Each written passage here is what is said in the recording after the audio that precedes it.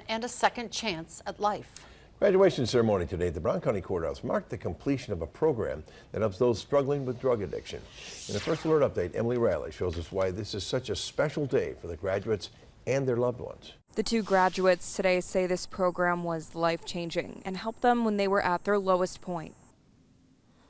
You guys have done so much for my family and me, and I wouldn't be here without you guys.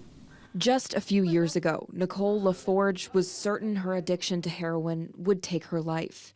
Friday marked her completion of the Brown County Heroin Court Treatment Program. They have held me accountable for everything I've done, made me work hard to get where I am, but also gave me the tools I needed to get where I am. She began the program in 2021. She had to complete routine drug testing, supervision sessions, drug abuse treatment programs, and maintain a job. The drug court program began in 2015 as a response to the opioid epidemic.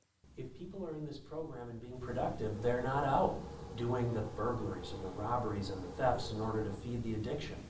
Several agencies, like the district attorney and sheriff's offices, choose candidates to participate in the program. High-risk individuals dealing with addiction and nonviolent offenders. And most importantly, the individual has to be ready for change. For LaForge, her children kept her motivated. It's everything. Those little guys are my heroes. Those running the program say it's ultimately a commitment to give those who are struggling a second chance. In Brown County, Emily Riley, Action 2 News. When we come back here in Action